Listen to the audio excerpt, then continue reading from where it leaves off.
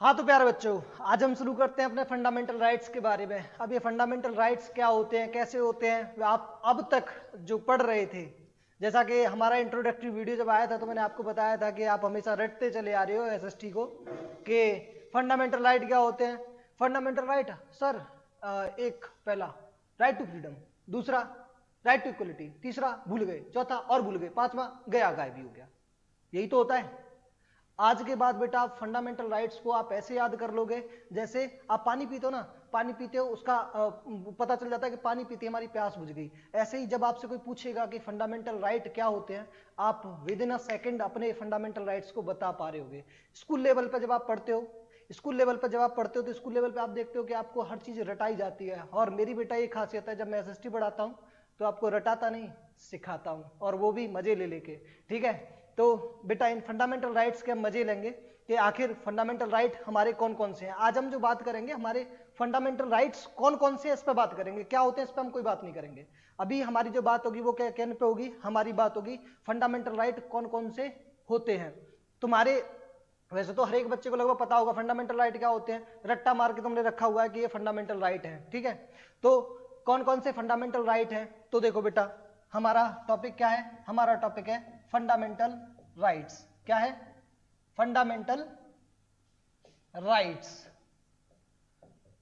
ये fundamental rights क्या होते हैं, ये फंडामेंटल राइट्स आखिर होते क्या हैं? तो बेटा ये कुछ वो राइट्स होते हैं हमारे, जब सरकार बनी, सरकार जो जब कॉन्स्टिट्यूशन लिखा जा रहा था तो कॉन्स्टिट्यूशन लिखने टाइम पे ये किया गया कि कोई भी सरकार, चाहे कितनी भी पावरफुल सरकार क्यों ना हो इस देश का, चाहे कितना भी पावरफुल इंसान क्यों ना हो, किसी भी इंसान को जो सिटीजन ऑफ इंडिया होगा उसका किसी भी फॉर्म में बोलने से लेके किसी को मारने पीटने से लेके, अरेस्ट होने से लेके, पनिशमेंट से लेके, कहीं भी किसी का फंडामेंटल राइट, किसी भी राइट्स, किसी का भी शोषण न कर पाए, इसके लिए जो दिए गए वो थे फंडामेंटल राइट्स। एक बार बोल के बताओ, क्या क्या बोला?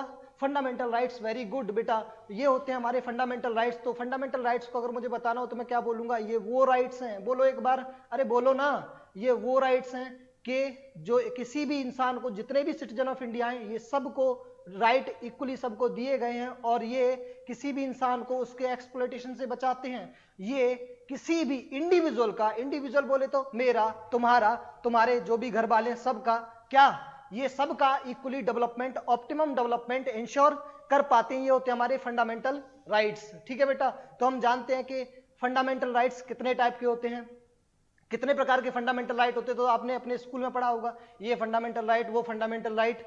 ठीक है, और फिर आप भूल जाते हो क्योंकि आप रटते हो, सीखने की कोशिश नहीं करते। तो एक बार अपने हाथ को देखो, ये जैसे मैं देख रहा हूं, देखो देखो, एक बार देखो, अरे देखो तो सही, हाँ वेरी गुड। तो बेटा ये जो फंडामेंटल राइट है ना, ये हाथ जब आप देखोगे अपना, ये हाथ, बहुत कुछ याद आ रहा है हाथ को देख के। हम इससे खाना भी खाते हैं, ठीक है, हम इसे दिन में थ्रू आउट द काम, हमारा लिखने का काम होता है, हमें बहुत सारे काम इस हाथ को देख के याद आ रहे होंगे। बोलो हाँ या ना, आ रहे हैं कि नहीं आ रहे? वेरी गुड, आ रहे हैं ना। तो बेटा ये जो हमारा हाथ है, ये जो हमारा हाथ है, इससे हम याद करेंगे आज फंडामेंटल राइट।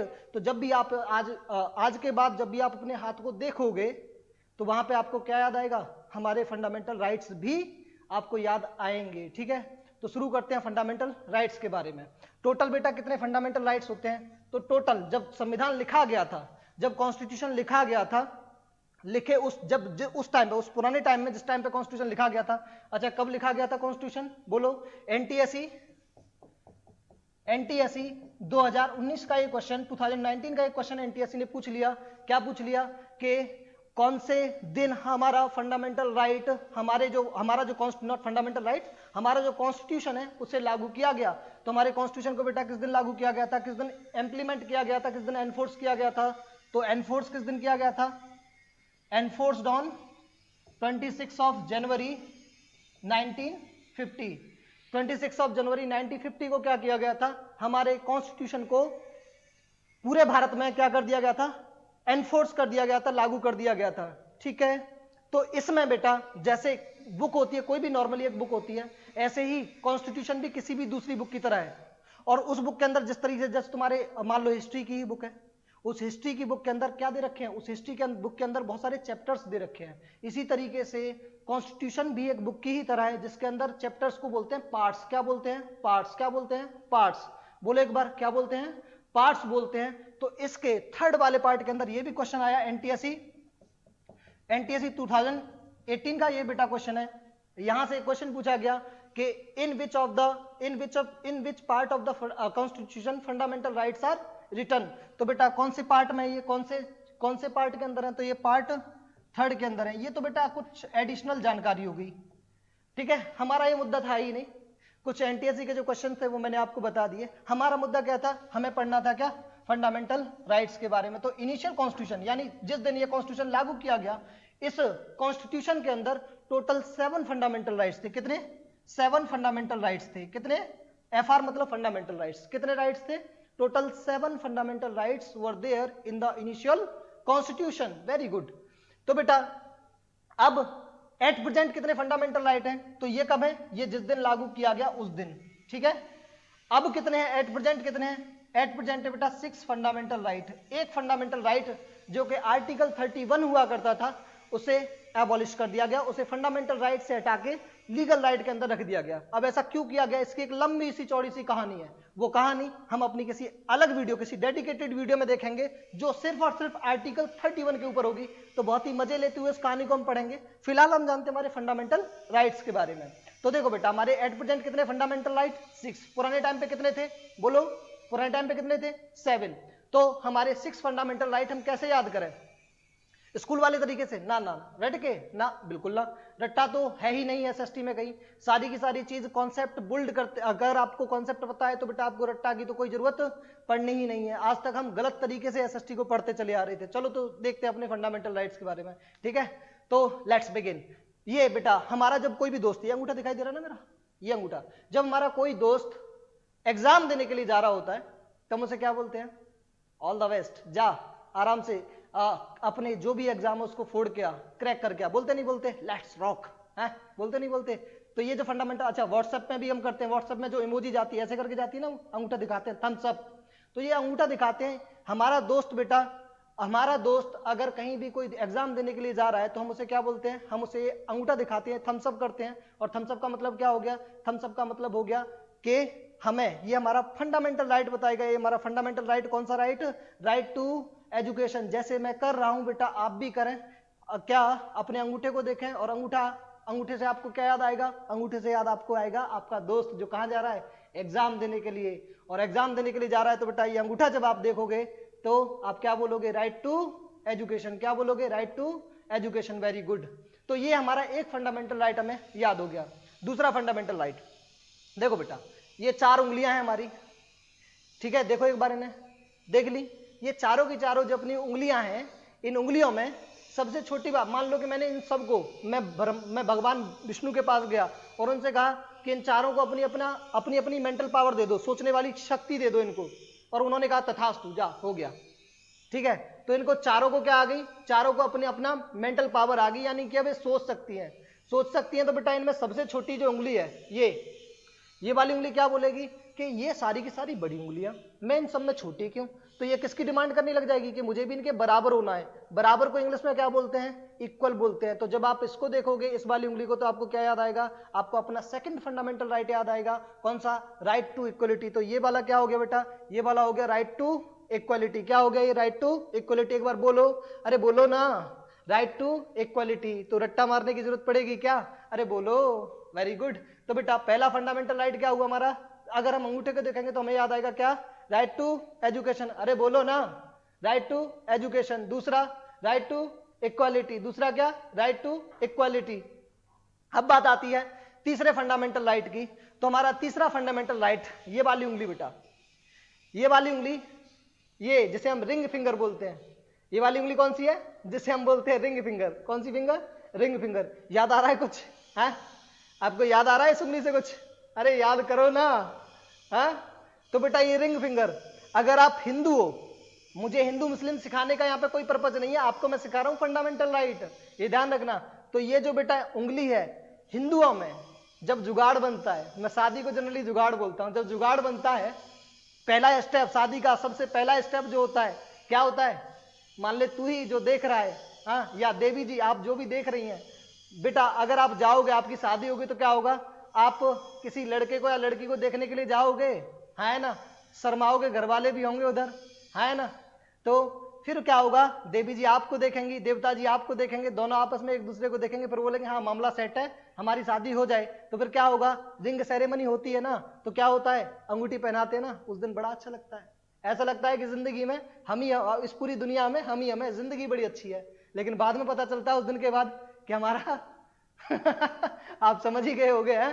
तो वो दिन बस वही दिन होता है जिस दिन खुश होते हैं, उसके बाद शादी होने के बाद तो चीजें अलग हो जाती हैं। तो खैर, तो बेटा इस उंगली के अंदर हमने पहनी रिंग। अगर हम हिंदू हैं तो मेरा पर्पज आपको सिखाने का क्या हुआ कि जब आप इस रिंग को देखोगे, अगर आप हिंदू हैं तो आपको एक रिलीजन याद आ रहा है कि हिंदुओं में क्या होता है, रिंग सेरेमनी होती है। बोलो क्या होती है, रिंग सेरेमनी। तो जब आप इस उंगली को देखोगे तो आपको क्या याद आएगा, right to freedom to choose any religion. हम किसी भी फ्रीडम, हमें हमारे कॉन्स्टिट्यूशन ने फ्रीडम दी कि हम कोई भी धर्म चूज कर सकते हैं। अरे बोलो ना।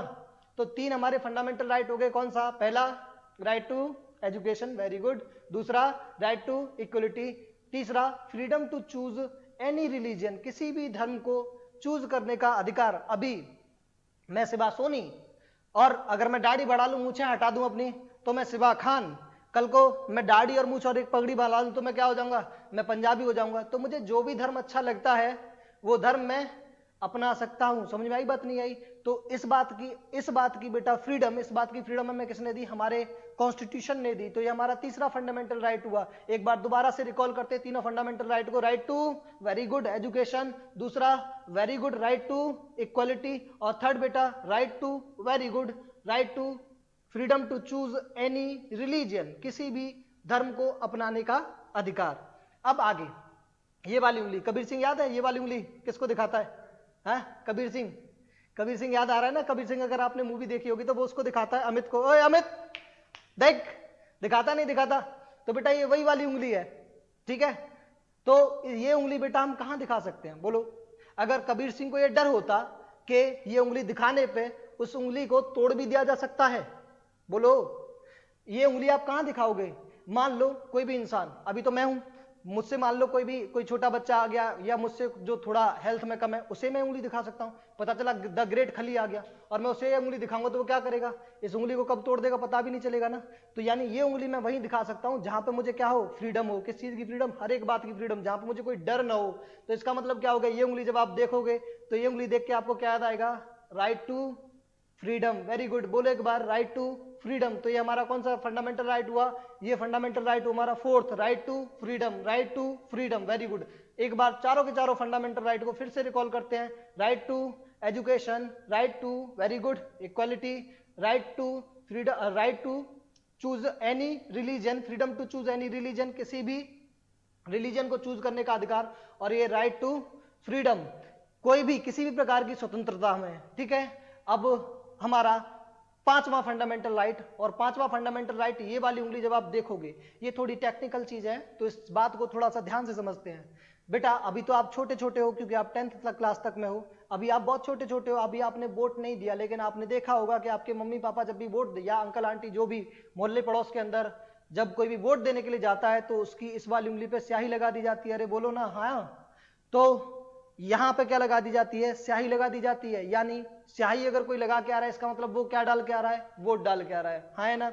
वोट डाल के आने का मतलब क्या हो गया, मान लो मोदी जी हैं, वो लंबी दाढ़ी वाला बाबा मोदी जी हैं, अब वो मोदी जी से मैं कंप्लीटली फेडअप हो गया, एजुकेशन में वो कुछ कर नहीं रहे, ऐसा मान लो, मैं जो भी बोल रहा हूँ हाइपोथेटिकल बोल रहा हूँ। कल को कोई इसको डाल दे कि देखो ये मास्टर क्या कह रहा है, इंपल्स स्कूल का मास्टर पता नहीं क्या क्या बोले जा रहा है, मोदी जी के बारे में भड़का रहा है। मेरा ऐसा कोई इरादा नहीं है, मैं सिर्फ बच्चों को समझाने के लिए बोल रहा हूँ। मान लो मैं मोदी जी से फेडअप हो गया, वो जो दाढ़ी वाले बाबा है मोदी जी से फेडअप हो गया, अब उन्हें मुझे चेंज करना है, मतलब उन्हें पीएम से हटाना है। कैसे हटाऊंगा भाई मैं, बताओ, बोलो?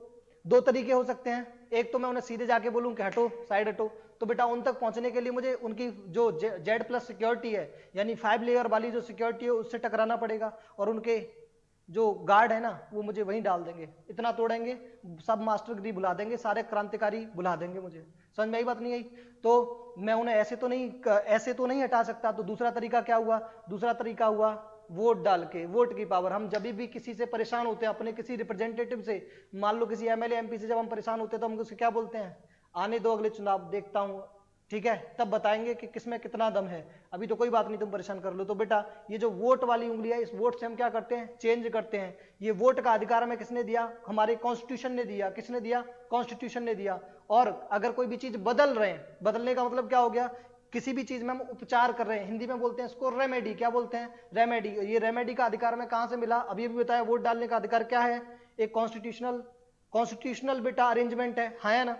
तो कॉन्स्टिट्यूशन ने रेमेडी करने का हमें क्या दिया, कॉन्स्टिट्यूशन ने रेमेडी करने का हमें एक चैनल दे दिया जिसके थ्रू हम किसी को भी बदल सकते हैं। तो बेटा जब आप ये उंगली देखोगे तो आपको क्या याद आएगा, आपको याद आएगा अपना राइट टू वोट। और वोट का मतलब क्या हुआ कि कॉन्स्टिट्यूशन का अधिकार, यानी कॉन्स्टिट्यूशनल रेमेडीज। तो ये क्या हो गया, ये हो गया कॉन्स्टिट्यूशनल रेमेडीज। अरे बोलो ना एक बार, इसको बच्चा ज्यादातर भूल जाता है। ये आर्टिकल 32 और सबसे इंपॉर्टेंट है, ये क्या है बेटा, कॉन्स्टिट्यूशनल रेमेडीज। ये जो इंडेक्स फिंगर है हमारी, ये क्या है, कॉन्स्टिट्यूशनल रेमेडीज। बोलो ना, कॉन्स्टिट्यूशनल रेमेडीज। Very good.